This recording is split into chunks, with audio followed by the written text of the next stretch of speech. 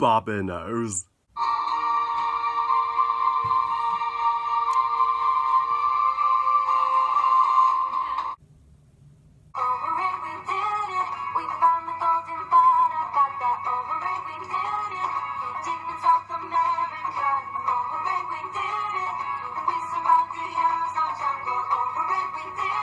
Dora and the Lost City of Gold, directed by James Bobbin, director of The Muppets 2011, and its 2014 sequel, Muppets Most Wanted, still waiting for a third Muppet movie from James Bobbin, and is the 2019 live-action adaptation of the hit Nickelodeon show Dora the Explorer. So, Dora and the Lost City of Gold tells the story of Dora. She's been raised in the jungle by her parents her entire life until one day she's attending her first day of school in the human world. And as Dora is adapting to her new environment and socialising with the other kids, her parents go missing. So it's up to Dora and her group of friends from the school to travel to the Amazon jungle to a lost Incan city of gold to rescue her parents.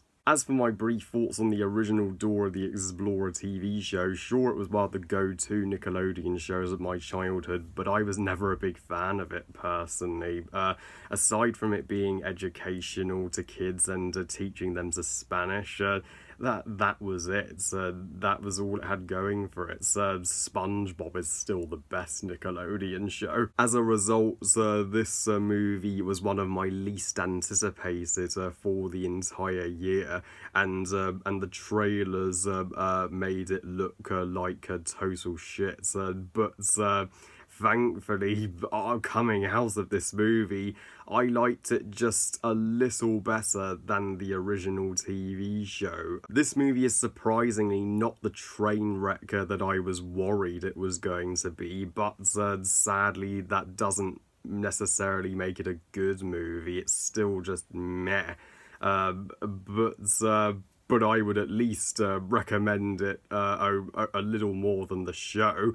So at least that's one good thing that came out of it. James Bobbin did make some minor improvements over the cartoon, and I will get to the positives immediately. First of all, Isabella Mona as Dora, she hands down carries this movie. She is the best performance in the entire movie, and she makes for one truly terrific Dora. She's perfect as Dora. I mean, the Dora from the show, she was just a kid that just that told the audience to help her and without doing anything herself. But this Dora, she is a badass. And it's awesome to see Dora become an inspiration to the other kids and to show her jungle skills. Came in handy when looking for her parents, and even Dora's parents were decent as characters, and they have a more convincing bond with Dora in this movie than they ever did in the TV show, because in the TV show they were barely in it. And the jungle location and the Lost City of Gold, that is a far more epic and adventurous and intriguing setting than just the dull background in the original show. But sadly, guys, that is all of the positives I have to say for Dora and the Lost City of Gold, because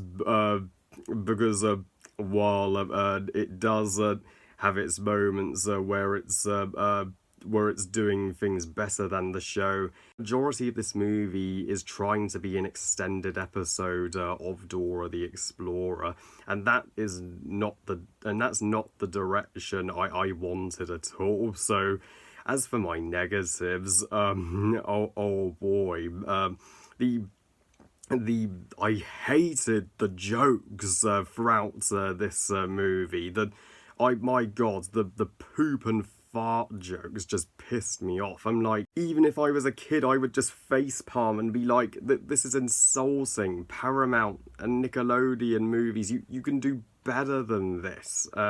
And yeah, and the animated characters from the show are from Boots the monkey to Swiper the fox and the map and backpack. They all are in this movie, and they all have voice actors, and making them talk when you're going for a live action look for Dora, that makes them feel totally out of place in this more a real version of Dora. If you wanted to include those characters, just remove them from a live action adaptation of Dora and just make a feature length animated movie of Dora. Then it would make more sense. In fact, there's one animated sequence in this movie where the characters transform from live action to animation, and that's just was a forced callback to the show. The movie was like, oh, you remember the original look from the show? Here it is for no reason. It's not advancing the plot or anything. And then the other supporting characters, I mean, Dora and her parents are the best characters in this movie, but the other school kids that tag along with her on the journey, I couldn't give two shits about any of them, because they are nowhere near, not even close to as charismatic or as badass as Dora is, and their character arcs are painfully predictable. They are just there to showcase the predictable message of you shouldn't judge other kids who have come from a different background or were brought up differently from you. While that is a vital message for kids growing up, but it was executed weakly in this movie. And Nickelodeon and Paramount could have put more effort into the sets for and CGI for the jungle and Lost City. But this is 2019. You'd think that this would be Nickelodeon's best looking movie, but this is their cheapest looking movie I've ever seen, and also the climax of this movie. It is a literally direct rip-off of the climax of Indiana Jones and the Last Crusade. Well, it feels like a combination of the opening of Raiders of the Lost Ark and the finale of Last Crusade. It's as if they took those two iconic moments from Indiana Jones and just edited out Indy and just put Dora in Indy's place. So I also have my Indiana Jones hat as well as my Dora outfit for this review, because this movie felt like it couldn't make up its mind whether it wanted to be a Dora movie or Indiana Jones movie. And don't worry, I will get to reviewing the Indiana Jones movies sooner or later.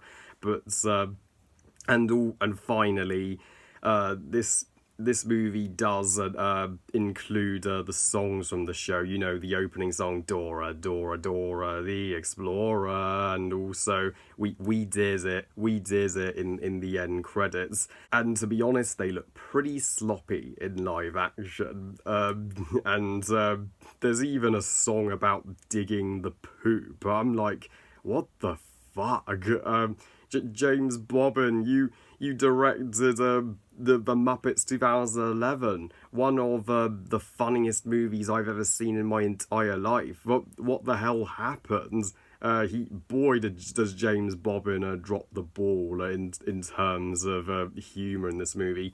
So yeah, overall, Dora and the Lost City of Gold, well, thankfully, not one of the worst of 2019, as I fears, nor is it the worst movie of the summer. Trust me, I have sat through far worse, but it's still the definition of wasted potential.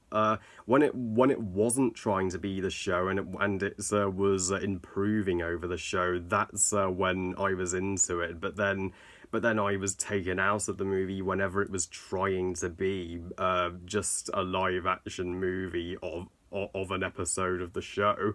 I think this movie should have been totally original as a Dora movie. Where does this movie rank in the Nickelodeon movies, you may ask? Well, both SpongeBob movies are better than this, and so are both Ninja Turtles movies. I give Dora and the Lost City of Gold 2 stars out of 5. Meh movie. Is this a meh movie at best? Sure, but hey, it could have been far worse, and I'd say it's on par with Muppets Most Wanted and Alice Through the Looking Glass. James Bobbin has not directed a great movie since the 2011 Muppets. Well, I love you guys, thank you for watching, I hope you guys enjoyed this review. What do you think of Dora and the Lost City of Gold? Please comment and let me know. Please like this video and subscribe. Please follow me on Twitter and on Instagram. And I'll see you next time when I give my thoughts on the Playmobil movie, which I am fucking dressing, and as well as my review of Ugly Dolls. We'll see if that's the disgrace to animation everybody's saying it is. And remember, movies are us. Bye, guys.